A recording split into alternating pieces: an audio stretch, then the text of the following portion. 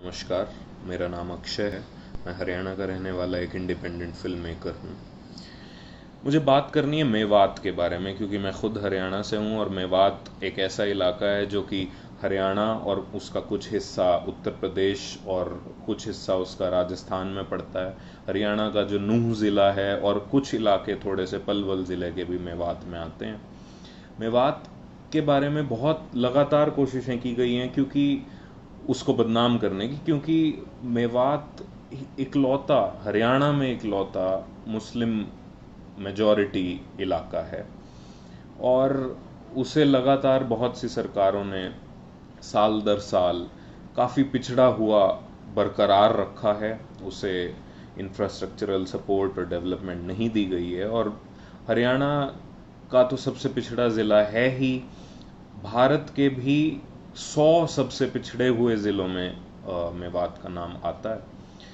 हालांकि इसके अलावा मैं अपना एक्सपीरियंस शेयर करना चाहता हूँ। मेवात में मैं अपनी फिल्म बनाने के लिए गया था, जो कि इवेंचुअली बन नहीं पाई। उसके बहुत सारे कारण हैं, लेकिन मेवात में जो मुझे वार्मथ मिला लोगों से और दोनों समुदाय के लोगों से, वहाँ मेवात की हिस्ट्री रही है कि सौहार्दपूर्ण तरीके से हिंदू और मुस्लिम लोग वहाँ पर रहते आए हैं। और अभी भी जब मैं पिछले साल वहाँ गया था तो मैंने अपनी आंखों से ये ही देखा है कि वहाँ पे लोग सौहार्दपूर्ण तरीके से रह रहे हैं।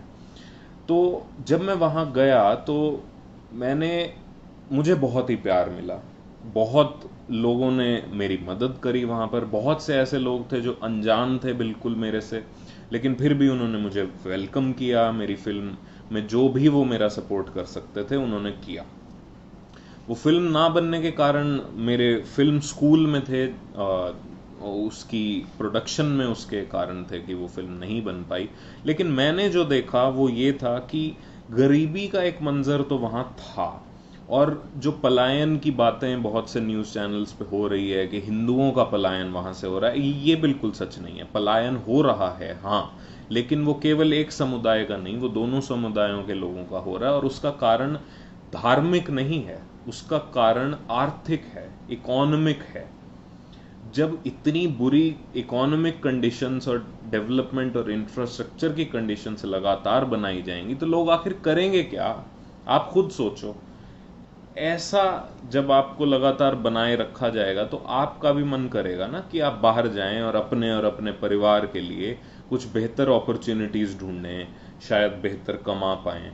सिर्फ और सिर्फ ये कारण है कि वहां से पिछले कुछ सालों में काफी पलायन हो रहा है। और ये केवल मेवात नहीं, ये बहुत जगहों से, बहुत सारी ग्रामीण या रिलेटिवली अंडर डेवलप्ड इलाकों से ये पलायन की चीज हम लगातार देख पाए हैं। तो ये जो फेक न्यूज है, इसे बिल्कुल हमें बहुत ही सूझबूझ के साथ देखना चाहिए और अपने मस्तिष्क का इस्तेमाल करते हुए हमें ये समझना चाहिए कि ये सिर्फ प्रोपेगेंडा है और इससे हमें बचने की ज़रूरत है और हमें सौहार्द बढ़ाने और फैलाने की ज़रूरत है। दोस्तों, पिछले बहुत दिनों से मैं ये महसूस कर रहा हूँ कि एक ख़ास समुदाय को टारगेट किया जा रहा है।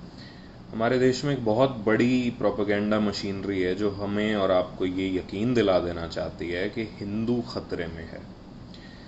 दोस्तों, ये बात सच्चाई के एकदम विपरीत है। मेरा ये मानना है कि हिंदू खतरे में नहीं है। खतरे में गरीब है जिसके पास नौकरी नहीं है। खतरे में वो प्रवासी मजदूर है जो इतनी विषम परिस्थितियों में 1,500-2,000 किलोमीटर पैदल चल के जाने पर मजबूर हो गया है, जिसके बच्चे सड़क हादसों में और इस गर्मी में मारे गए हैं। खतरे में वो किसान है जिसकी फसल तैयार पड़ी है और वो उसे बेच नहीं पा रहा है, और अगर बेच भी पा रहा है तो उसको बहुत ही कम दामों पर उसको बेचना पड़ रहा है क्योंकि कोई इंफ्रास्ट्रक्चरल सपोर्ट उसके पास नहीं है।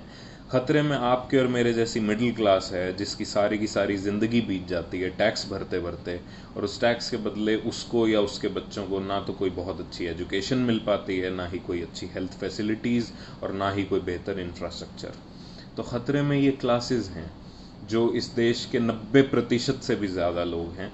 ख़तरे में वो हैं, वो हिंदू हैं, वो मुसलमान हैं, वो सिख हैं, वो ईसाई हैं, वो और भी बहुत सारे धर्मों को मानने या किसी भी धर्म को ना मानने वाले लोग हैं जो ख़तरे में हैं। खतरे में एक धर्म नहीं है, जैसा कि आपको और मेरे को यकीन दिलाने की लगातार कोशिशें की जा रही हैं मिस इन्फॉर्मेशन और फेक न्यूज़ के ज़रिए। मैं फ़िलहाल इतना ही कहना चाहूँगा। Thank you.